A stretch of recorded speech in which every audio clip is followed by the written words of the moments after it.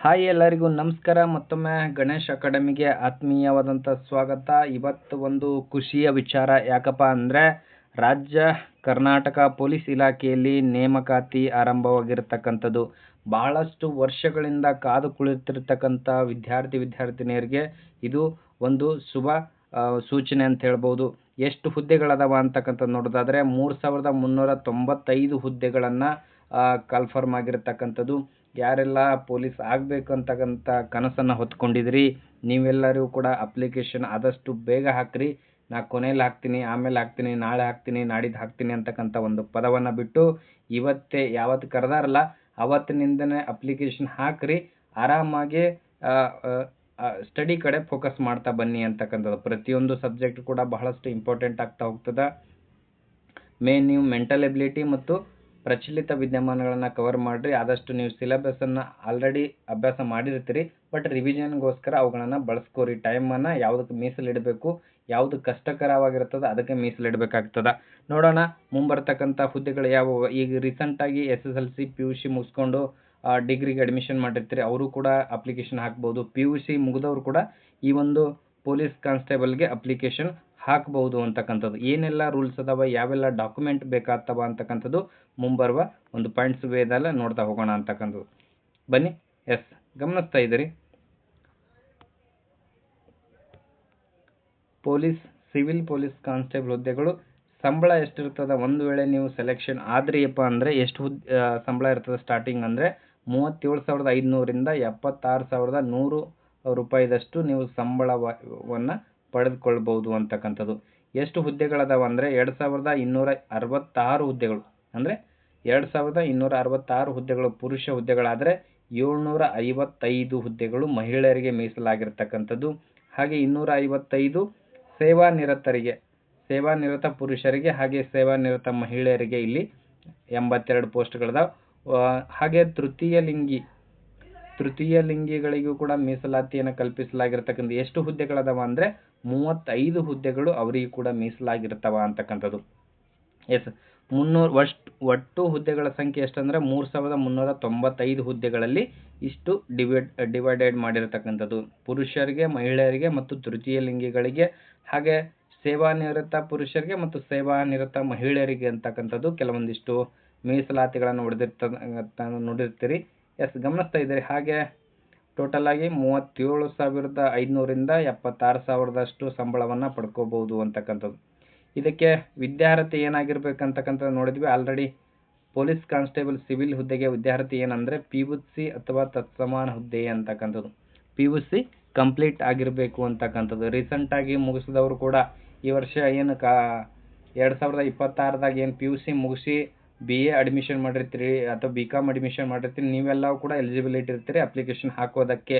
Application ಹಾಕ್ರಿ, exam ಬರೀರಿ. ಒಂದು ಹೊಸದಾಗಿ ಬರೆಯೋರಿಗೆ ಒಂದು ಆದರ್ಶ ಅಂದರೆ ಮಾರ್ಗದರ್ಶನ ಆಗ್ತದೆ, ನೀವು ಮುಂದೆ ಯಾವ ರೀತಿ ಎಕ್ಸಾಮ್ ಬರೀಬೇಕು ಅಂತಕ್ಕಂಥದ್ದು. ಈ ಹಿಂದೆ ಎಲ್ಲ ಯಾವ ರೀತಿ ಎಕ್ಸಾಮ್ ಬರೆದಿರ್ತೀರಿ ಅವರಿಗೆ ಇದೊಂದು ಕಡೆಯ ಒಂದು ಪ್ರಯತ್ನ ಅಂತೇಳಿ ಪ್ರಯತ್ನ ಮಾಡಿರಿ. ಈ ಸಾರಿ ನಿಮ್ಮದು ಹುದ್ದೆಗಳು ಆಗಬೇಕು ಅಂತಕ್ಕಂಥ.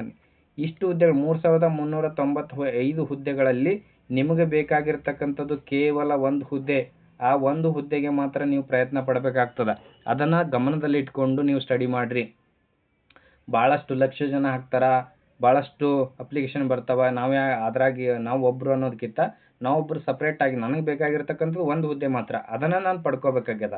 ಈ 3,394 ಹುದ್ದೆಗಳು ಬೇರೆದವ್ರು ತಗೊಳ್ಳಲಕ್ಕ, ನನಗೆ ಬೇಕಾಗಿರ್ತಕ್ಕಂಥದ್ದು ಒಂದು ಹುದ್ದೆ ಮಾತ್ರ. ಈ 95ನೇ ಹುದ್ದೆಗೆ ನನಗೆ ಸಿಕ್ಕರೂ ಪರವಾಗಿಲ್ಲ, ಒಟ್ಟಿನಾಗ ಆ ಲಿಸ್ಟ್ನಾಗ ನನ್ನ ಹೆಸರು ಬರಬೇಕು ಅಂತಕ್ಕಂಥ ಒಂದು ಹೋಪ್ನೊಂದಿಗೆ ನೀವು ಮುನ್ನುಗ್ಗಬೇಕಾಗ್ತದೆ. ಬಹಳಷ್ಟು ಸ್ಟಡಿ ಮಾಡಬೇಕಾಗ್ತದೆ.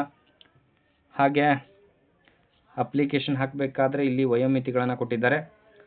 ಭಾಳಷ್ಟು ಜನ ಕಾದು ಕುಳಿತಿರ್ತಕ್ಕಂಥದ್ದು ವಯೋಮಿತಿ ನಮಗೆ ಮೀರಿ ಹೋಗ್ಯದ, ನಾವು ಏನು ಮಾಡಬೇಕು ಅಂತಕ್ಕಂಥವ್ರಿಗೆ ಕೂಡ ಅವಕಾಶಗಳು ಸಿಕ್ಕಿರ್ತಕ್ಕಂಥದ್ದು.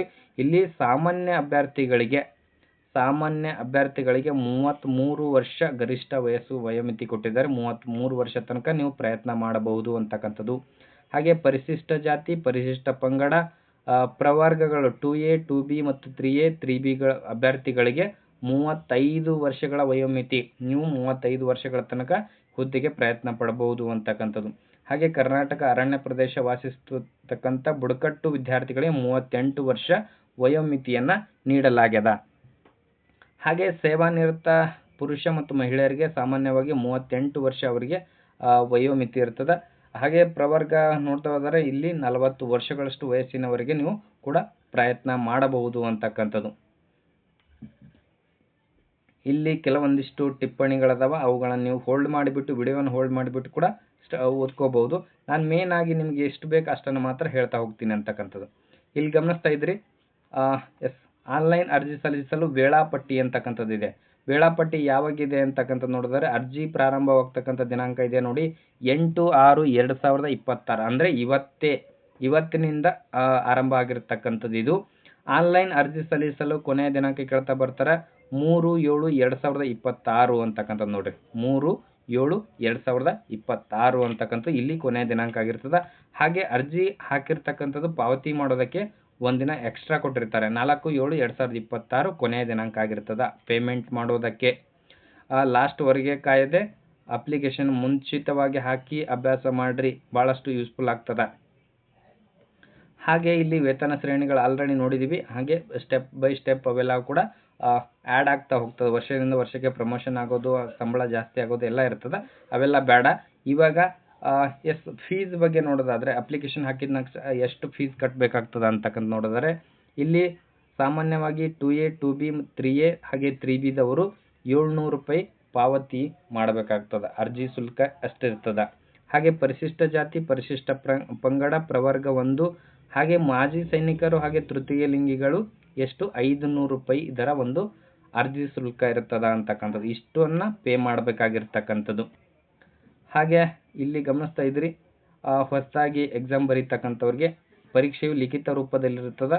ಇದು ಸ್ಪರ್ಧಾತ್ಮಕ ಪರೀಕ್ಷೆ ಆಫ್ಲೈನ್ OMR ಸೀಟ್ ಮಾದರಿಯಲ್ಲಿ ಪರೀಕ್ಷೆಯನ್ನು ನಡೆಸಲಾಗ್ತದ ಅಂತಕ್ಕಂಥದ್ದು. ಹೌದ್ರಿ? ನೆಕ್ಸ್ಟ್ ಮುಂದುವರೆದು ನೋಡೋದಾದರೆ ಭಾಳಷ್ಟು ಎಕ್ಸಾಮ್ಗೆ ಯಾವ ರೀತಿ ಕೇಳ್ತಾ ಬರ್ತಾರೆ ಅಂತಕ್ಕಂಥದ್ದು. ಪೇಪರ್ 1 ವಿಷಯ ಏನೇನಾಗಿರ್ತವೆ, ಇದರಲ್ಲಿ ಏನೇನು ಒಳಗೊಂಡಿರ್ತದೆ, ಸಾಮಾನ್ಯ ಜ್ಞಾನ ಇದೆ, ವಿಜ್ಞಾನ, ಭೂಗೋಳ, ಇತಿಹಾಸ, ಭಾರತದ ಸಂವಿಧಾನ, ರಾಷ್ಟ್ರೀಯ ಸ್ವಾತಂತ್ರ್ಯ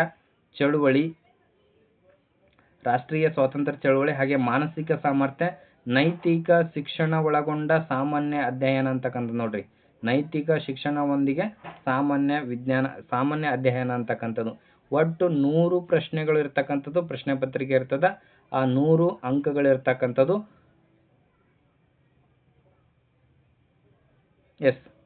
ಸಮಯ ಎಷ್ಟಿದೆ ಅಂದರೆ 1.5 ಗಂಟೆ 90 ನಿಮಿಷಗಳ ಎಕ್ಸಾಮ್ ಬರೆಯೋದಕ್ಕೆ 90 ನಿಮಿಷಗಳ ಕಾಲಾವಧಿ ಇರ್ತದ ಅಂತಕ್ಕಂಥದ್ದು. ಗಮನಿಸ್ತಾ ಇದ್ದೀರಿ. ಇವೆಲ್ಲವೂ ಕೂಡ ಎಕ್ಸಾಮ್ಗೆ ಪರೀಕ್ಷೆಗೆ ಏನೇನು ಬೇಕು ಅಧಿಸೂಚನೆಗಳಿರ್ತವೆ. ಕೆಲವೊಂದಿಷ್ಟನ್ನು ನೀವು ವಿಡಿಯೋನ ಪಾಸ್ ಮಾಡಿಬಿಟ್ಟು ಬೇಕಾದರೆ ನೀವು ಓದ್ಕೋಬೋದು. ಇಲ್ಲಿ ಇನ್ನೊಂದು ಗಮನಿಸಬೇಕಾಗಿರ್ತಕ್ಕಂಥದ್ದು ನೆಗೆಟಿವ್ ಮಾರ್ಕ್ಸ್ ಇರ್ತದೆ ನೋಡ್ರಿ. ನೆಗೆಟಿವ್ ಮಾರ್ಕ್ಸ್ ಇರ್ತದೆ. ಯಾಕಂದರೆ 4 ಪ್ರಶ್ನೆಗೆ ನೀವು ತಪ್ಪು ಹಾಕಿದ್ರೆ 1 ಮೈನಸ್ ಆಗ್ತಕ್ಕಂಥದ್ದು. ಸರಿ ಇರತಕ್ಕಂಥದ್ದು ನೀವು ಸರಿಯಾದ ಒಂದು ಅಂಕ ಪಡ್ಕೊಂಡ್ರೆ ಅದು ಕೂಡ ಮೈನಸ್ ಆಗ್ತದೆ. 4 ತಪ್ಪು ಉತ್ತರಗಳಿಗೆ 0.25ದಷ್ಟು ಮೈನಸ್ ಆಗ್ತದೆ. 1 ತಪ್ಪು ಉತ್ತರಕ್ಕೆ 0.25 ಮಾರ್ಕ್ಸನ್ನು ಕಟ್ ಮಾಡ್ತಾರ ಅಂತಕ್ಕಂಥ ಸರಿ ಉತ್ತರದಲ್ಲಿ. ಇದು ಕೂಡ ನೀವು ಗಮನ ವಹಿಸಬೇಕಾಗ್ತದೆ.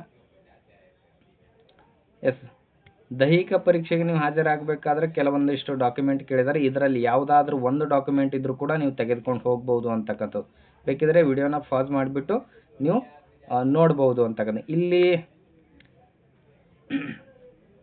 ಫಿಸಿಕಲ್ಗೆ ಸಂಬಂಧಪಟ್ಟಂಥ ಫಿಸಿಕಲ್ ಟೆಸ್ಟ್ ಯಾವ ರೀತಿ ಇರ್ತದೆ ಅಂತಕ್ಕಂಥ ಪುರುಷ ಮತ್ತು ಮಹಿಳೆಯರಿಗೆ ಸಂಬಂಧಪಟ್ಟಂತೆ ಕನಿಷ್ಠ ಎತ್ತರ ಎಷ್ಟಿರಬೇಕಂದ್ರೆ 1.68 ಸೆಂಟಿಮೀಟರ್ ಎತ್ತರ ಇರಬೇಕು. ಯಾರ ಹೈಟ್ 1.68 ಅದ ಅವರೆಲ್ಲರೂ ಕೂಡ ಪೊಲೀಸ್ಗೆ ಟ್ರೈ ಮಾಡಬೇಕಾಗ್ತದೆ. ಅದಕ್ಕಿಂತ ಕಡಿಮೆ ಇದ್ದರೆ ಸುಮ್ಮನೆ ಟೈಮ್ ವೇಸ್ಟ್ ಆಗ್ತದೆ. ನೀವು ಬೇರೆ ಹುದ್ದೆಗಳಿಗೆ ಅದಕ್ಕೆ ನೀವು ಸಮಯ ಕೊಡಬೇಕು. ಸಮಯವನ್ನು ಯಾವತ್ತೂ ವ್ಯರ್ಥ ಮಾಡೋಕ್ಕೆ ಹೋಗಬೇಡ್ರಿ. ಹೌದ್ರಿ? ಹಾಗೆ ಕನಿಷ್ಠ ಸುತ್ತಳತೆ ಎದೆ ಅಳತೆ ನೋಡ್ತಾರೆ. ಚೆಸ್ಟ್ ಒಂದು ಸುತ್ತಳತೆ ಯಾವುದು ಎಷ್ಟಿರಬೇಕಂದ್ರೆ 86, ನಾರ್ಮಲ್ ಆಗಿ 86 ಆಗಿರಬೇಕು. ವಿಸ್ತರಿಸಿದಾಗ 5% 5 ಪಾಯಿಂಟ್ ಹೆಚ್ಚಿಗೆ ಆಗಬೇಕು ಅಂತಕ್ಕಂಥದ್ದು. ಇದು ಭಾಳಷ್ಟು ಇಂಪಾರ್ಟೆಂಟ್ ಆಗಿರ್ತಕ್ಕಂಥದ್ದು. ಹಾಗೆ ಮಹಿಳೆಯರಿಗೆ 1.57 ಇರ್ತದೆ. 45 ಕನಿಷ್ಠ ತೂಕ ಹೊಂದಿರಬೇಕು ಆಗಿರ್ತಕ್ಕಂಥ. ಇದೆಲ್ಲವೂ ಕೂಡ ಒಂದಿಷ್ಟು ಮೀಸಲಾತಿಗೆ ಒಳಗೊಂಡಂತೆ ಸೂಚನೆಗಳು ಅದಾವ. ಹಾಗೆ ಕೆಲವೊಂದಿಷ್ಟು ಇಲ್ಲಿ ಪಾಯಿಂಟ್ಗಳು ಬರ್ತವೆ ನೋಡ್ಬೋದು. ಎಸ್ 1600 ಮೀಟರ್ 1600 ಮೀಟರಷ್ಟು ಓಟ ಓಡಬೇಕಾಗ್ತದೆ ಫಿಸಿಕಲ್ನಲ್ಲಿ. ಎಷ್ಟು ನಿಮಿಷ ಇದೆ ಅಂದರೆ 6 ನಿಮಿಷ 30 ಸೆಕೆಂಡ್ಗಳಲ್ಲಿ ಇದನ್ನು ಕಂಪ್ಲೀಟ್ ಮಾಡಬೇಕಾಗ್ತದೆ. ಎಷ್ಟು ರೀ? 6 ನಿಮಿಷ 30 ಸೆಕೆಂಡ್ಗಳಲ್ಲಿ 1600 ಮೀಟರ್ ಓಟವನ್ನು ಕಂಪ್ಲೀಟ್ ಮಾಡಬೇಕಾಗ್ತದೆ. ಹಾಗೆ ಇಲ್ಲಿ 2 ಆಪ್ಷನ್ಸ್ ಇರ್ತವೆ, ಒಂದು ಎತ್ತರ ಜಿಗಿತ ಅಥವಾ ಒಂದು ಉದ್ದ ಜಿಗಿತ. ಎರಡರಲ್ಲಿ ಒಂದು ನೀವು ಕಂಪಲ್ಸರಿಯಾಗಿ ಪಾಸ್ ಆಗಬೇಕು. ಎರಡು ಆಪ್ಷನ್ಸ್ ಇರ್ತವೆ, ಎರಡರಲ್ಲಿ ಒಂದು ನೀವು ಪಾಸ್ ಆಗಬೇಕಾಗಿರ್ತಕ್ಕಂಥದ್ದು. ಹಾಗೆ ಗುಂಡು ಎಸೆತ ಇರ್ತದೆ 5.6 ಮೀಟರ್ಗಿಂತ ಕಡಿಮೆ ಇಲ್ಲದಂತೆ 3 ಅವಕಾಶಗಳಿರ್ತವೆ. 3 ಅವಕಾಶಗಳಲ್ಲಿ ನೀವೇನು ಮಾಡಬೇಕು, 7.5 kg ಇರ್ತದೆ, 7.26 kg ಗುಂಡು ಇರ್ತದೆ, ರೌಂಡಾಗಿ 7.5 kg ಇರ್ತದೆ.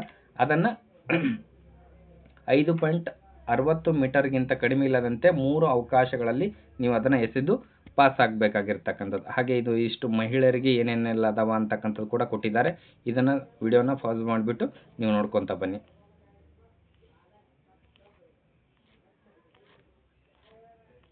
ಎಸ್, ಕೆಲವೊಂದಿಷ್ಟು ದೂರದೃಷ್ಟಿ ಮತ್ತು ಸಮೀಪ ದೃಷ್ಟಿ ಹಾಗೆ ಮೆಡಿಕಲ್ ಟೆಸ್ಟ್ನಲ್ಲಿ ಕೇಳತಕ್ಕಂಥದ್ದು ಕೆಲವೊಂದಿಷ್ಟು ಪಾಯಿಂಟ್ ಅದಾವ.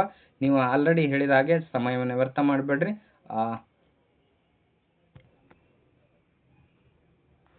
ಎಸ್, ಇವಾಗಲೇ 8/6/2026 ಪ್ರಾರಂಭ ಆಗ್ತದೆ. ಈ ದಿನಾಂಕದಿಂದ ಸ್ಟಾರ್ಟ್ ಮಾಡಿರಿ. ಯಾರೆಲ್ಲ ಎಕ್ಸಾಮ್ ಬರಿತಾ ಇದ್ದೀರಿ ಅಪ್ಲಿಕೇಶನ್ ಆದಷ್ಟು ಬೇಗ ಹಾಕ್ರಿ. ಯಾಕಂದರೆ ಸರ್ವರ್ ಭಾಳಷ್ಟು ಸ್ಲೋ ಆಗ್ತದೆ. ಭಾಳಷ್ಟು ಜನ ಅಪ್ಲಿಕೇಶನ್ ಹಾಕ್ತಾರೆ. ಹಿಂದೆ ಎಷ್ಟೋ ಬ್ಯಾಚ್ಗಳು ಕಲ್ತು ಕುಂತಾರೆ. ಭಾಳಷ್ಟು 2-3 ವರ್ಷಗಳಿಂದ ಯಾವುದೇ ಕಾಲ್ಫರ್ಮ್ ಆಗಿಲ್ಲ. ಎಲ್ಲರೂ ಕೂಡ ಅಪ್ಲಿಕೇಶನ್ ಹಾಕಕ್ಕೆ ಹೋದರೆ ಸರ್ವರ್ ಹ್ಯಾಂಗ್ ಆಗ್ತದೆ. ಅದಕ್ಕೋಸ್ಕರ ನೀವು ಆದಷ್ಟು ಬೇಗ ಸಮಯ ತೆಗೆದುಕೊಂಡು ಅಪ್ಲಿಕೇಶನ್ ಹಾಕ್ರಿ. ಅಪ್ಲಿಕೇಶನ್ ಹಾಕಿ ಓದೋದಕ್ಕೆ ಸ್ಟಾರ್ಟ್ ಮಾಡಿರಿ ಅಂತಕ್ಕಂಥದ್ದು ಹೇಳ್ತಾ ಕೊನೆ ತನಕ ವಿಡಿಯೋ ನೋಡಿದ್ದಕ್ಕೆ ತಮ್ಮೆಲ್ಲರಿಗೂ ಧನ್ಯವಾದಗಳು. ಹಾಗೆ ನಮ್ಮ ಚಾನಲ್ನಲ್ಲಿ ಕರೆಂಟ್ ಅಫೇರ್ಸ್ ಹಾಗೆ ಪೊಲೀಸ್ ಇಲಾಖೆಗೆ ಸಂಬಂಧಪಟ್ಟಂಥ ಪ್ರಶ್ನೋತ್ತರಗಳನ್ನು ಡೈಲಿ ಡಿಸ್ಕಷನ್ ಮಾಡ್ತಾ ಹೋಗ್ತೀವಿ. ಚಾನಲ್ನ ಸಬ್ಸ್ಕ್ರೈಬ್ ಮಾಡ್ಕೊಳ್ಳಿ. ನಿಮ್ಮ ಸ್ನೇಹಿತರೆಲ್ಲರಿಗೂ ಶೇರ್ ಮಾಡಿ ಮಾಹಿತಿ ಚೆನ್ನಾಗಿ ಅನಿಸಿದರೆ. ಓಕೆ, ಥ್ಯಾಂಕ್ ಯು ಎಲ್ಲರಿಗೂ.